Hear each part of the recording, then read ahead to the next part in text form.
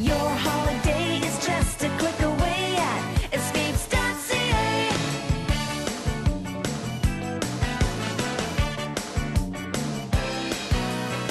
We left Vancouver July 7th for about 10 days. Our destination was the North Pacific side of Costa Rica. We haven't been there before. We've been in the San Jose area before, which is more central, but this is the first time we were in the northern part and on the Pacific side. Our trip was kind of two parts.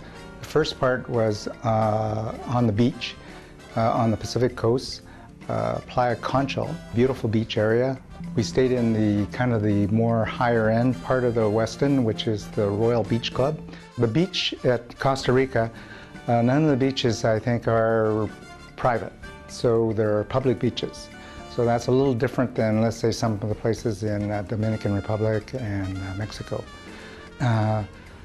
So when you go out, there usually are some vendors outside, but in our case, the vendors were very non-aggressive and not in your face at all. They may introduce themselves as being a go-between to to do horseback riding or renting a jet boat or whatever like that. And massages were very economical. On the beach was $20 versus in the resort it was probably close to 100, 110. But the water seemed to be warmer than what it was in the Caribbean side. For whatever reason, when I was in Mexico, the water was extremely warm. There was hardly any difference between the air temperature and the water temperature. So that was really nice. And the water, of course, isn't as clear in the Pacific side versus the Caribbean side. Other than that, though, the beach was very pristine. Miles of beach to walk without running into a person. And it was kind of half moon shaped, but not the white sand beach like the Caribbean side, more a little bit grayer. The food in the resort was excellent. The pizzas and the many boutique restaurants, they were all very good. I was very surprised. I found that as a whole in Costa Rica, the food prices, if you bought it and it wasn't all-inclusive, this is because I was going out of the resort sometimes, was probably about the same price as here. So relatively expensive in comparison to other countries because they have a very high tax rate.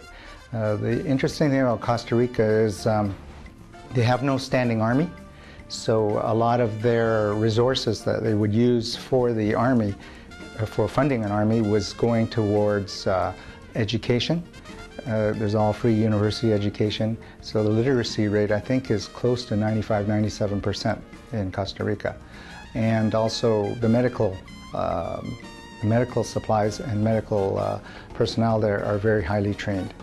So that's one benefit of, I guess, not paying for an army. Of course, Costa Rica is known as an ecotourism area, and what we did, we took a trip about an hour by bus into a place where they had kind of riverboats. And we boarded these riverboats, and there were guides, naturalist guides, that were excellent, and they pointed out a lot of the wildlife that resides along the Palo Verde National Forest. And we saw many monkeys and crocodiles and many birds. And of course they identified them well. Unfortunately, you need a guide in those certain areas because it's kind of like, there's kind of a famous thing, Where's Waldo?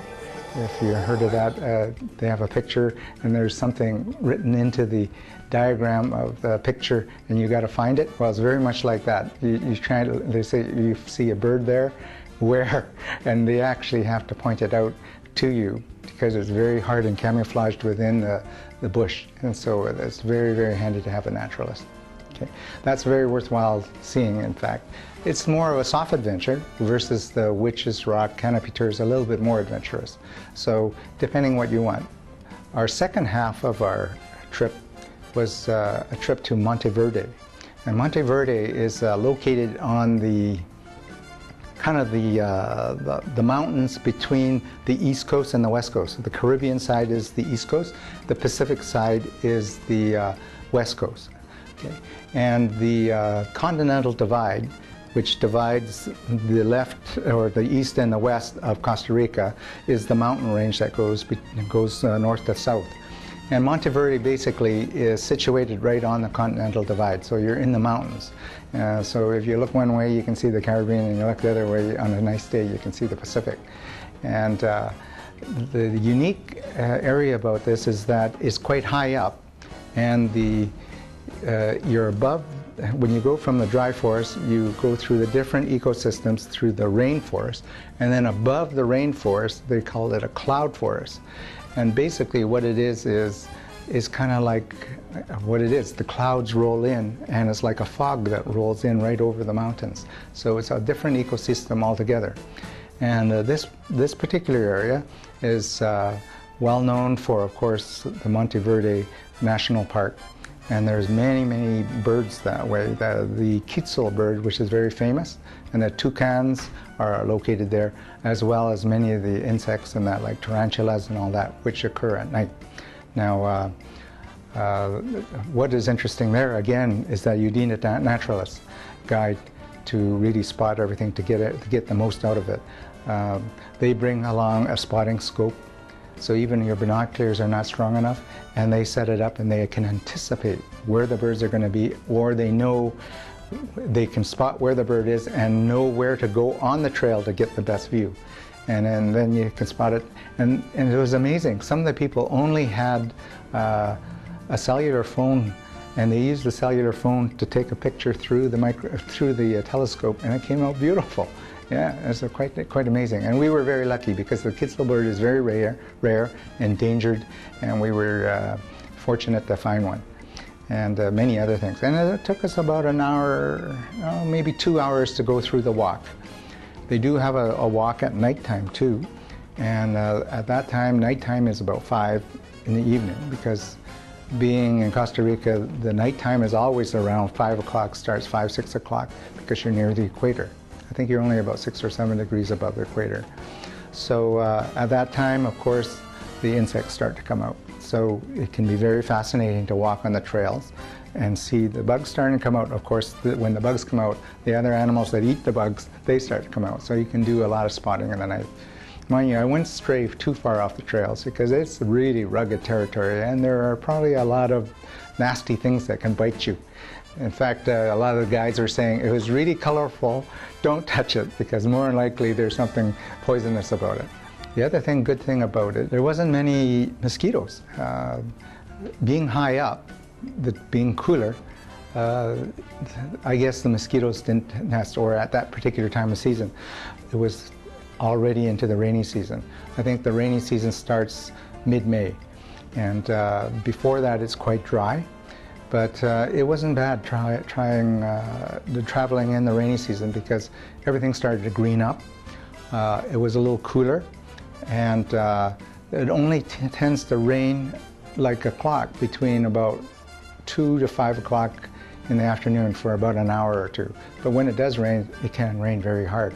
So I would encourage people to, if they want to avoid the crowds, is to consider that shoulder area. Otherwise, I think in the high season, you're really lining up, and you're being processed like numbers, because there's so many people. Yeah.